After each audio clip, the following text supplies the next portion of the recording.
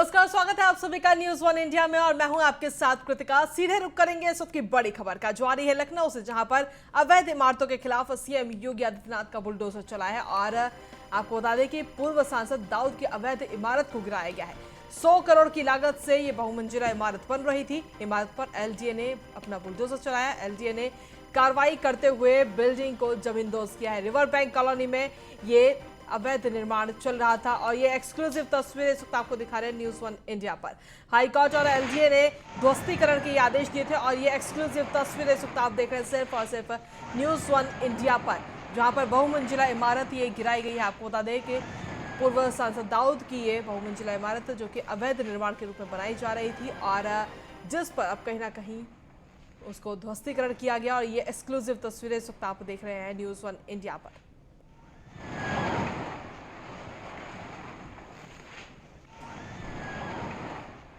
तो ये तस्वीरें आप देख रहे हैं। आपको बता दें कि एलजीए ने कार्रवाई के ये आदेश दिए थे। रिवर बैंक कॉलोनी में ये अवैध निर्माण चल रहा था, बहुमंजिला इमारत बनाई जा रही थी, जिस पर अब बुलडोजर चल गया, यानी कह सकते हैं कि अब इमारत को ध्वस्त कर दिया गया। और न्यूज़ वन इंडिया पर एक्सक्लूसिव तस्वीरें आप देख रहे हैं ध्वस्तीकरण की, जब इस बिल्डिंग को गिराया गया उस दौरान की ये तस्वीरें इस वक्त आप देख रहे हैं।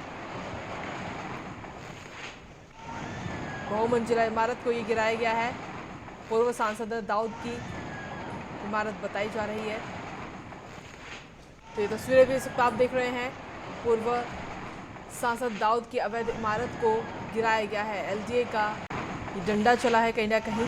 उत्तर प्रदेश में लगातार कार्रवाई की जा रही है अवैध निर्माण को लेकर के, या भू माफिया जो हैं उनके खिलाफ लगातार कार्रवाई उत्तर प्रदेश में की जा रही है। और उसी सिलसिले में ये एक और कार्रवाई आज की गई लखनऊ में, जहाँ पर पूर्व सांसद दाऊद की अवैध इमारत को गिराया गया है। न्यूज़ वन इंडिया पर एक्सक्लूसिव तस्वीरें इस वक्त आपको देख रहे हैं।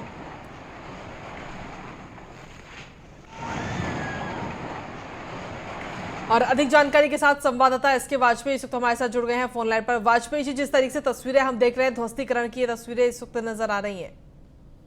बिल्कुल निश्चित तौर पर योगी सरकार लगातार ऐसे लोगों के खिलाफ अभियान चला रही है जो भू माफिया हैं या जिन्होंने गलत तरीके से जमीनें एक्वायर की हैं या लोगों की जमीनों पर कब्जे किए हैं, जिनके ऊपर विभिन्न जिलों में विभिन्न मामलों में मुकदमे दर्ज हैं। ऐसे लोगों के खिलाफ लगातार कार्रवाई का दौर चल रहा है। हालांकि ये जो मामला है ये राजधानी लखनऊ का है, जो कि रिवर बैंक कॉलोनी है। ये पॉश इलाका है जहां पर पूर्व सांसद दाऊद के एक इमारत को गिराया गया है। ये करीब 100 करोड़ की लागत से बन रही थी, जिसको लेकर लखनऊ विकास प्राधिकरण ने अपनी आपत्ति जताई थी। हाईकोर्ट ने भी इसके ध्वस्तीकरण का निर्देश दिया था। साथ ही साथ में जो उत्तर प्रदेश पुरातत्व विभाग है उसने भी अपनी आपत्ति दर्ज कराई थी, क्योंकि ये उसके रिमोट एरिया में बिल्डिंग आ रही थी। जिसके बाद आज लखनऊ विकास प्राधिकरण का बुलडोजर चला है। तो निश्चित तौर पर उत्तर प्रदेश सरकार के सख्त निर्देश के बाद ये कार्रवाई लखनऊ विकास प्राधिकरण कर रहा है, जिसमें आप इन विजुअल्स के माध्यम से देख सकते हैं कि किस तरीके से एक पूरी बनी हुई बिल्डिंग, जिसमें करीब 100 करोड़ का इन्वेस्टमेंट हो चुका था और निर्माण लगातार जारी था, उसको जमींदोज कर दिया गया।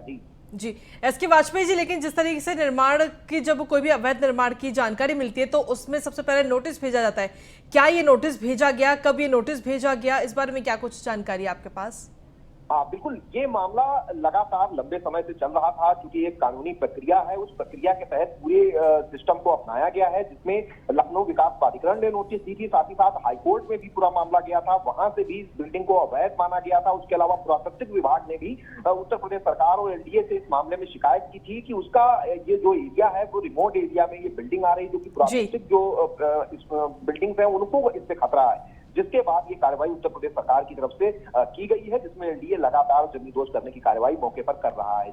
जी चलिए, बहुत बहुत धन्यवाद तमाम जानकारी देने के लिए वाजपेयी जी। तो जिस तरीके से लगातार जब कोई भी अवैध निर्माण सामने आता है या उस तरह की कोई भी खबर आती है तो उसमें सबसे पहले नोटिस भेजा जाता है उस अवैध निर्माण को लेकर के, लेकिन जब उस नोटिस के बाद में भी कोई काम नहीं होता या उस अवैध निर्माण को बंद नहीं किया जाता तो ये इस तरीके की कार्रवाई की जाती है और इस तरीके की तस्वीरें सामने आती हैं। फिलहाल न्यूज़ वन इंडिया पर ये एक्सक्लूसिव तस्वीरें आपको दिखा रहे हैं। अवैध इमारतों के खिलाफ बुलडोजर चलता हुआ ये नजर आया है और एक बहुमंजिला इमारत को गिराया गया है। ये तस्वीरें इस वक्त आप देख रहे हैं न्यूज़ वन इंडिया पर एक्सक्लूसिव।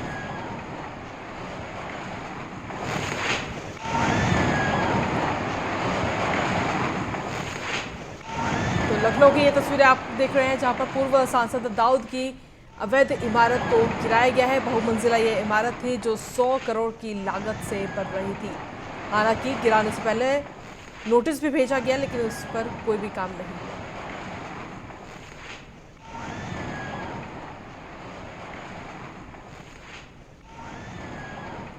और चलिए इसी बीच सीधे रुक करेंगे इस वक्त दिल्ली का, जहां पर डिप्टी सीएम मनीष सिसोदिया क्या कुछ कह रहे हैं, सुनते हैं।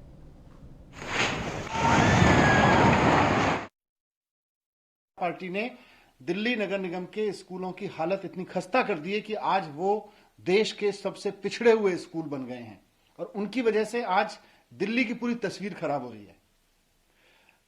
मोदी जी की रिपोर्ट यह भी कह रही है कि दिल्ली सरकार के जो स्कूल हैं वो छात्रों के हिसाब से शिक्षकों की संख्या में एकदम ठीक चल रहे हैं, बहुत शानदार चल रहे हैं, लेकिन उनकी भारतीय जनता पार्टी के नगर निगम के स्कूल ना सिर्फ दिल्ली की तस्वीर खराब कर रहे हैं बल्कि पूरे देश में, पूरी दुनिया में इन दिल्ली के बच्चों के भविष्य को बर्बाद करने की जिम्मेदारी लिए हुए हैं। मैंने उस रिपोर्ट को देखा, मैंने उस रिपोर्ट को ठीक से पढ़ा तो यह समझ में आया कि हम सब जानते हैं कि भारतीय जनता पार्टी पिछले 20 साल से नगर निगम में सत्ता में है और इस रिपोर्ट में यह बताया गया है कि किस तरह से नगर निगम के स्कूलों में जितने छात्र हैं उसकी संख्या में, शिक्षकों की संख्या में बहुत कमी है, बेहद कमी है। मैं पहले थोड़ा सा एक रिपोर्ट के बारे में बता रहा हूं कि नरेंद्र मोदी जी की रिपोर्ट अपने ही भारतीय जनता पार्टी शासित नगर निगमों के बारे में और दिल्ली सरकार के स्कूलों के बारे में क्या कहती है। यह कहती है कि दिल्ली सरकार के जो स्कूल हैं उनमें से तो 98% स्कूलों में राइट टू एजुकेशन के तहत जरूरत के हिसाब से शिक्षक उपलब्ध हैं। केवल 2% स्कूल ऐसे हैं दिल्ली सरकार के स्कूलों में जहां पर राइट टू एजुकेशन के मानकों के अनुसार पीपल टीचर रेशो नहीं है। छात्र और शिक्षकों की संख्या का जो अनुपात है केवल दिल्ली सरकार के 2% स्कूलों में आरटीई के हिसाब से नहीं है। 98% स्कूलों में, केजरीवाल जी के 98% स्कूलों में राइट टू एजुकेशन के हिसाब से टीचर्स की संख्या है। लेकिन मोदी जी की रिपोर्ट यह भी कहती है कि ईस्ट एमसीडी के 58% स्कूल ऐसे हैं जहां राइट टू एजुकेशन के हिसाब से शिक्षकों की संख्या नहीं है। पीपल टीचर रेशो जहां राइट टू एजुकेशन के हिसाब से नहीं है, यह खुद मोदी जी मानते हैं। मोदी जी यह भी मानते हैं कि नॉर्थ एमसीडी में 46% स्कूल ऐसे हैं जहां पर राइट टू एजुकेशन एक्ट के हिसाब से शिक्षकों की संख्या नहीं है। वो ये भी मानते हैं कि साउथ एमसीडी में भी 39% स्कूल ऐसे हैं जहां शिक्षकों की संख्या राइट टू एजुकेशन में बताई गई संख्या से बहुत कम है, उसके हिसाब से नहीं है। जबकि दिल्ली सरकार के 98% स्कूल ऐसे हैं, केवल 2% स्कूल ही राइट टू एजुकेशन के हिसाब से टीचर्स की संख्या में पीछे हैं। बाकी सब school 98% school right to education के हिसाब से टीचर्स की संख्या में सबसे ऊपर है। तो ये इस रिपोर्ट में आगे फिर प्राइवेट स्कूलों की हालत भी है, वहां भी नगर निगम की हालत बहुत खराब कर रखी है एमसीडी ने।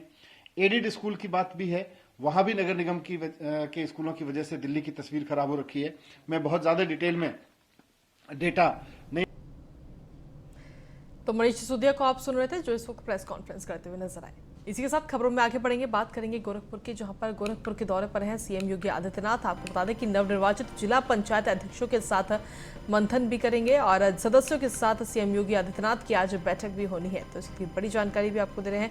नवनिर्वाचित पंचायत अध्यक्षों के साथ बैठक आज सीएम योगी आदित्यनाथ करने वाले हैं। गोरखपुर के 2 दिन के दौरे पर हैं सीएम योगी आदित्यनाथ। इस दौरे के दौरान वो करोड़ों की सौगात भी कहीं ना कहीं अपने क्षेत्र को देते हुए नजर आएंगे। गोरखपुर को करोड़ों की सौगात भी देंगे और साथ ही जनप्रतिनिधियों के साथ मुलाकात भी करेंगे। तो गोरखपुर के दौरे पर हैं इस वक्त सीएम योगी आदित्यनाथ। 2 दिनों का ये दौरा है।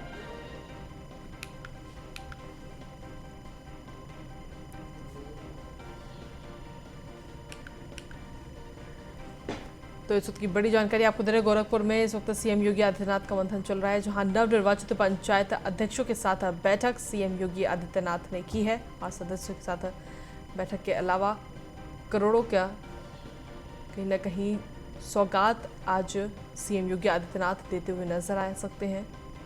गोरखपुर को करोड़ों की सौगात दी जाएगी।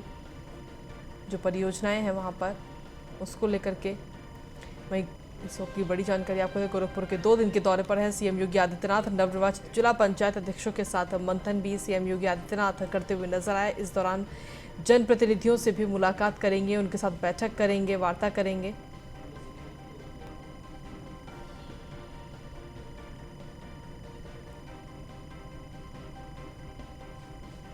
तो आपको बता दें कि गोरखपुर के दौरे पर हैं सीएम योगी आदित्यनाथ। 2 दिनों का उनका गोरखपुर दौरा है। अपने क्षेत्र में रहेंगे 2 दिन और इन 2 दिनों में करोड़ों की सौगात गोरखपुर को देते हुए नजर आएंगे। नवनिर्वाचित जिला पंचायत अध्यक्षों के साथ बैठक भी की, उनके साथ मंथन किया सीएम योगी आदित्यनाथ ने।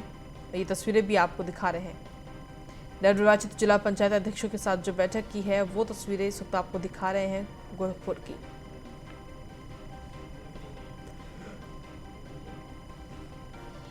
तो आपको बता दें कि गोरखपुर के 2 दिन के दौरे पर हैं सीएम योगी आदित्यनाथ। और इसी पर अधिक जानकारी देने के लिए संवाददाता हरेंद्र दुबे जुड़ गए हैं फोन लाइन पर। हरेंद्र, क्या कुछ अपडेट्स हैं आपके पास में, जिस तरीके से 2 दिन के दौरे पर हैं सीएम योगी आदित्यनाथ और साथ ही नवनिर्वाचित जिला पंचायत अध्यक्षों के साथ उन्होंने मंथन भी किया है, बैठक भी की है, क्या कुछ अपडेट्स आपके पास? हम बताना चाहेंगे कि इस समय मुख्यमंत्री योगी आदित्यनाथ गोरखपुर जिले में हैं, सर्किट हाउस में बैठक ले रहे हैं। भारतीय जनता पार्टी के जो सांसद, विधायक, नवनिर्वाचित जिला पंचायत सदस्य, अध्यक्ष, सभी के साथ इस समय मंथन चल रहा है एनेक्सी भवन में। और इनका मंथन अभी 20-25 मिनट और चलेगा। उसके बाद अधिकारियों के साथ बैठक है उनकी। तो टोटल आज दिन भर का कार्यक्रम यही है कि आज शाम तक उनका कार्यक्रम सर्किट हाउस में ही चलेगा। मन पर मंथन होंगे कि खास तौर से जो सरकार की योजनाएं हैं कहाँ तक पहुंची हैं, कितना टाइम और लगेगा, जो सरकार ने शिलान्यास किया था जिस योजना का शिलान्यास कौन से पूरे हो गए जिसका लोकार्पण कर, तो काफी लेकर के 2022 के लिए मुख्यमंत्री योगी आदित्यनाथ अपने भारतीय जनता पार्टी के जो कार्यकर्ता हैं, जो विधायक हैं, जो सांसद हैं, उन लोगों के साथ मंथन कर रहे हैं कि किस तरह से रणनीति बना के 2022 के लिए सफल बनाई जाए। जी, बहुत बहुत धन्यवाद तमाम जानकारी देने के लिए हरेंद्र। तो आपको बता दें कि गोरखपुर के 2 दिन के दौरे पर है सीएम योगी आदित्यनाथ। इस दौरान जो परियोजनाएं वहां पर चलाई जा रही हैं उनका भी निरीक्षण करेंगे और साथ ही करोड़ों की सौगात भी देते हुए नजर आएंगे सीएम योगी आदित्यनाथ। इसी के साथ खबरों में आगे बढ़ेंगे, बात करेंगे अब देहरादून की, जहां पर सतपाल महाराज पुष्कर सिंह धामी से मुलाकात की है। डालनावाल स्थित आवास पहुंचकर उन्होंने एक शिष्टाचार भेंट की है। सीएम नहीं बनाए जाने से नाराज हैं सतपाल महाराज। तो इसकी बड़ी जानकारी आपको दे रही है। ये तस्वीरें सामने आई हैं सतपाल महाराज ने की जो मुलाकात उन्होंने की है। आपको बता दें कि पुष्कर सिंह धामी को उत्तराखंड का नया मुख्यमंत्री चुना गया है, जिसके बाद में एक शिष्टाचार मुलाकात सतपाल महाराज ने की है उनसे जाकर के। हालांकि इस मुलाकात से पहले ये कहा जा रहा था कि कहीं ना कहीं सतपाल महाराज काफ़ी नाराज नजर आए, क्योंकि वो कहीं ना कहीं खुद को मुख्यमंत्री के रूप में देखना चाह रहे थे। लेकिन बीजेपी ने उन्हें ना बना करके पुष्कर सिंह धामी के नाम पर मोहर लगाई मुख्यमंत्री के रूप में, जिसके बाद उनकी नाराजगी भी कहीं ना कहीं सामने आई। तो देहरादून से खबर आपको बता रहे, सतपाल महाराज से मुलाकात की है पुष्कर सिंह धामी ने। सतपाल महाराज मुख्यमंत्री नहीं बनाए जाने से कहीं ना कहीं काफी नाराज नजर आ रहे थे। एक शिष्टाचार मुलाकात दोनों ने की है। आपको बता दें कि आज शाम को करीब 5 बजे राजभवन में कार्यक्रम रखा गया है, जहां पर पुष्कर सिंह धामी आज शपथ ग्रहण करते हुए नजर आएंगे, मुख्यमंत्री पद की शपथ लेंगे और साथ ही उनका पूरा मंत्रिमंडल भी शपथ ग्रहण करेगा। हालांकि खबर यह भी है कि जो पुराना मंत्रिमंडल है वही मंत्रिमंडल रहेगा, मंत्रिमंडल में कोई उलटफेर नहीं किया गया है। लेकिन इस दौरान मंत्रिमंडल में जो लोग हैं उनके जो भार है उन्हें ज़रूर बढ़ा दिया गया है, उनको दायित्व और ज़्यादा सौंपा जाएगा, उनका प्रभार बढ़ जाएगा। तो जिस तरीके से आज शाम 5 बजे पूरा कार्यक्रम रखा गया है, लेकिन इस कार्यक्रम से पहले एक शिष्टाचार मुलाकात पूर्व मुख्यमंत्री सतपाल महाराज से भी की गई।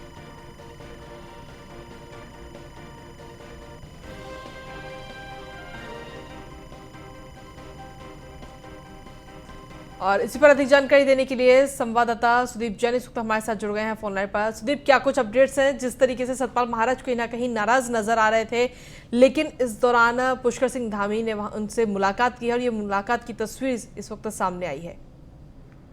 जी देखिए, सतपाल महाराज, जैसा कि हमने कल ही सुबह दर्शकों को बता दिया था कि सतपाल महाराज के दिल्ली जाने की जो चर्चा है उसमें कोई दम नहीं है, वो नाराज जरूर है। तो उसका संधानी युवा मुख्यमंत्री हैं और सतपाल महाराज या हरक सिंह रावत या सुबोध उनियाल के सामने उनका राजनीतिक करियर कम है, लिहाजा उन्होंने एक बड़प्पन दिखाया है। वो छोटे हैं तो छोटे का भाव दिखाते हुए सतपाल महाराज से मिले जाके शाम को शपथ ग्रहण शुरू होगा और इसके बाद ही जो मंत्री है इनको पोर्टफोलियो मंत्रियों को पोर्टफोलियो वितरित किए जाएंगे। तो एक मुख्यमंत्री ने एक संदेश दिया है, जो सीनियर है पार्टी में उनको उनकी वरिष्ठता के आधार पर एक सम्मान देने के तौर पे या यूं कहे मनोबल के तौर पे वो उनके घर गए थे और उनको बुके दिया। जी, लेकिन जिस तरीके से कहा जा रहा था कि वो कहीं ना कहीं नाराज हैं, क्या ये नाराजगी अभी उनकी दूर हुई है या नाराजगी अभी भी बरकरार है? जी देखिए, नाराजगी तो सतपाल महाराज, बिशन सिंह चौहान, हरक सिंह रावत और सुबोध उनियाल में बरकरार है। अब इस नाराजगी को दूर करने के लिए जो प्रबंधन होगा वो प्रबंधन मुख्यमंत्री को करना है। जानकार ये बताते हैं कि जो पोर्टफोलियो वितरण होना है, यानी जो इन मंत्रियों को मंत्रालय बटेंगे, अभी करीब 2 दर्जन से अधिक बड़े विभाग मुख्यमंत्री के पास हैं, तो माना जा रहा है मुख्यमंत्री अपने विभाग कम कर सकते हैं और इन विभागों को कम करके ये विभाग वापस इन मंत्रियों सीनियर लीडर्स को दिए जा सकते हैं। मुख्यमंत्री को फ्रीली हैंड होकर काम तो करना ही है, साथ में पार्टी संगठन भी चलाना है और जो चुनाव आ रहे हैं 2022 उसकी भी तैयारी करनी है। तो निश्चित तौर पे एक कठिन समय है जिसमें सबको साथ लेकर चलना है। जी चलिए, बहुत बहुत धन्यवाद तमाम जानकारी देने के लिए। तो कहीं ना कहीं सीधी नज़र भारतीय जनता पार्टी की इस वक्त कह सकते हैं कि 2022 में जो उत्तराखंड में विधानसभा के चुनाव होने हैं उन पर है और उन चुनावों को देखते हुए बीजेपी के ये चाहती है कि कोई भी व्यक्ति नाराज ना हो, चाहे वो सतपाल महाराज हो या फिर कोई और। ऐसे में सभी को मनाने की कोशिशें की जा रही हैं। इसी के साथ खबरों में आगे बढ़ेंगे, बात करेंगे अब झांसी की, जहां पर राज्यपाल ने वन महोत्सव का शुभारंभ किया है। आनंदीबेन पटेल ने पौधारोपण करके इस पूरे कार्यक्रम का शुभारंभ किया है। स्मृति वाटिका में राज्यपाल ने हरिशंकर पौधा लगाया है। आपको बता दें कि राज्यपाल ने पौधारोपण के बाद लोगों से अपील भी की है कि वृक्षारोपण कर पर्यावरण संतुलन बनाए रखने की अपील की है आनंदीबेन पटेल ने। और कार्यक्रम में सांसद अनुराग शर्मा और तमाम पदाधिकारी भी इस दौरान वहां पर मौजूद रहे। ये तस्वीरें इस वक्त आपको दिखा रहे हैं जब राज्यपाल आनंदीबेन पटेल ने पौधारोपण का कार्यक्रम किया। पौधारोपण के कार्यक्रम में वो मौजूद रही। इसके साथ ही सांसद अनुराग शर्मा और तमाम पदाधिकारी भी इस दौरान वहां पर मौजूद रहे। तो ये तस्वीरें आप देख रहे हैं झांसी से, जहां पर राज्यपाल आनंदीबेन पटेल ने पौधारोपण किया है। आपको बता दें कि पौधारोपण का महाअभियान ये चलाया जा रहा है, जिसमें आज सुबह सीएम योगी आदित्यनाथ ने भी पौधारोपण किया था सुल्तानपुर में, और वहीं दिनेश शर्मा ने भी आज पौधारोपण किया और इसके साथ ही राज्यपाल आनंदीबेन पटेल भी पौधारोपण करती हुई नजर आई। ये जो महाअभियान चलाया जा रहा है, इस महाअभियान के तहत 25 करोड़ पौधे लगाने का लक्ष्य रखा गया।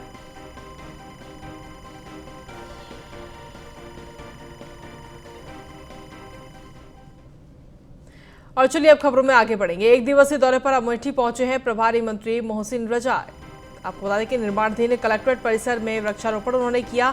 वन महोत्सव कार्यक्रम के तहत ये वृक्षारोपण किया गया है। तो वृक्षारोपण जो कार्यक्रम है वो पूरे प्रदेश भर में जोर शोर से चलाया जा रहा है। ये महाअभियान के तहत इसको चलाया जा रहा है और हर तरफ से कहीं ना कहीं वृक्षारोपण करते हुए लोग नजर आ रहे हैं। सीएम योगी आदित्यनाथ भी नजर आए, राज्यपाल आनंदीबेन पटेल वृक्षारोपण करती नजर आई। और इसी सिलसिले में वन महोत्सव कार्यक्रम के तहत ही ये वृक्षारोपण की तस्वीरें अमेठी से आपको दिखा रहे हैं, जहां पर एक दिवसीय दौरे पर अमेठी पहुंचे थे आज प्रभारी मंत्री मोहसिन रजा। ये तस्वीरें आप देख रहे हैं।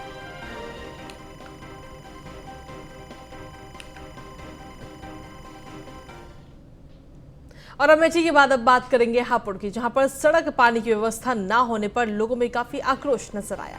धरने पर लोग बैठ गए। मोहल्ला आदर्श नगर के सैकड़ों लोग धरने पर बैठ गए। प्रशासन की तरफ से लोगों को कोई भी सुविधा मुहैया नहीं कराई जा रही। हापुड़ तहसील क्षेत्र के आदर्श नगर का ये पूरा मामला है, जहां पर लोग काफी आक्रोशित हो गए। सड़क और पानी की अव्यवस्था को लेकर के काफी आक्रोशित हुए और लोग धरने पर बैठ गए। और ये तस्वीरें आप देख रहे हैं हापुड़ की, जहाँ पर प्रशासन की तरफ से जब कोई सुविधा मुहैया नहीं कराई गई तो ये लोग खुद ही धरने पर बैठ गए। ये तस्वीरें इस वक्त आप देख रहे हैं हापुड़ की, जहां पर आपको बता दें कि सड़क और पानी की अव्यवस्था को लेकर के कई बार शिकायत भी की, लेकिन उसके बावजूद भी प्रशासन की तरफ से कोई कार्रवाई नहीं की गई। तो सड़क और पानी की व्यवस्था ना होने पर लोगों में काफी आक्रोश है, काफी गुस्से में है और गुस्से में ही धरने पर बैठे हैं। ये तस्वीरें इस वक्त आप देख रहे हैं।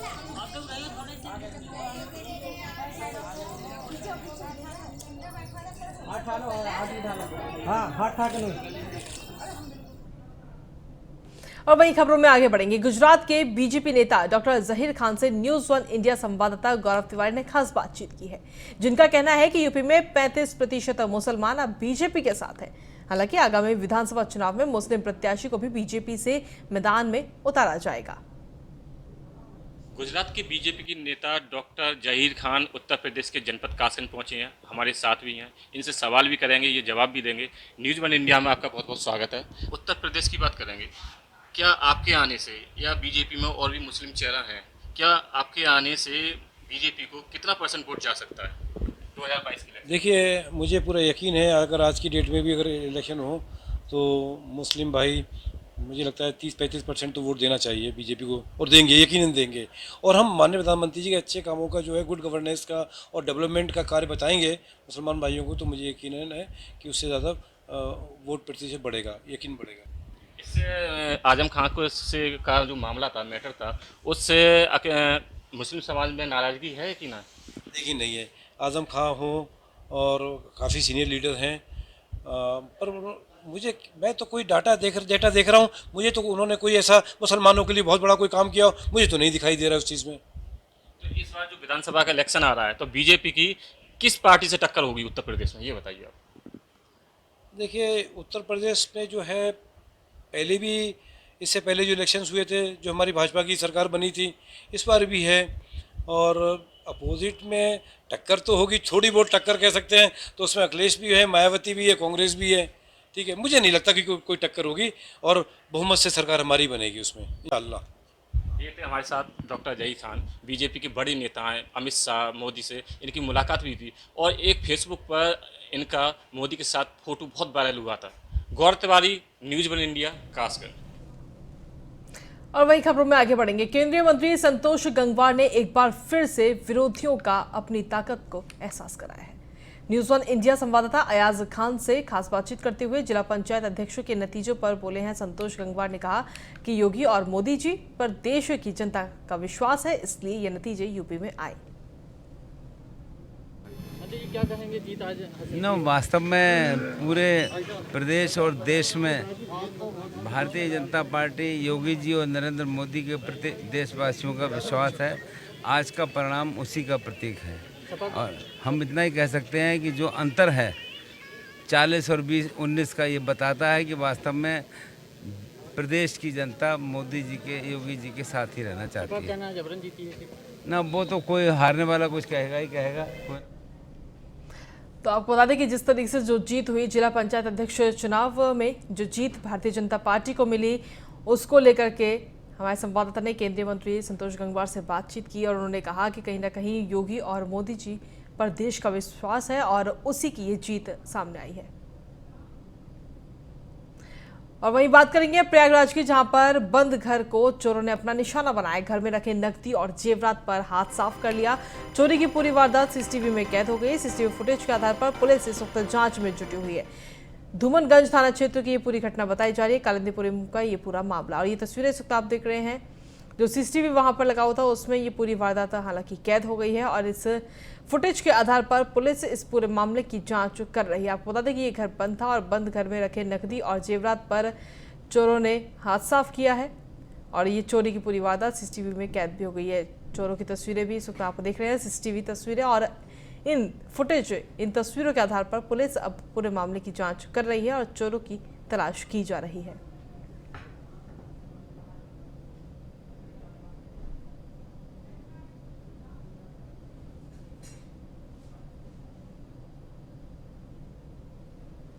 और चलिए खबरों में आगे बढ़ेंगे, बात करेंगे अब गाजियाबाद की, जहां पर बुजुर्ग की पिटाई मामले में 5 लोगों को नोटिस भेजा गया। गाजियाबाद पुलिस ने 5 लोगों को ये नोटिस भेजा है। ट्विटर के अफसर को पूछताछ के लिए बुलाया गया।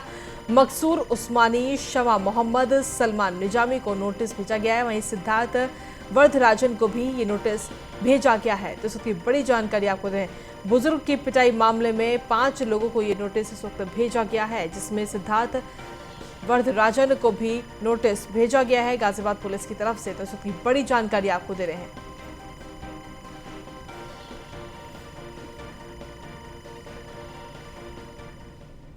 और इसी के साथ फिलहाल मेरे साथ खबरों में इतना ही। बाकी तमाम खबरों के लिए आप लगातार बने रहिए न्यूज़ 1 इंडिया के साथ। नमस्कार।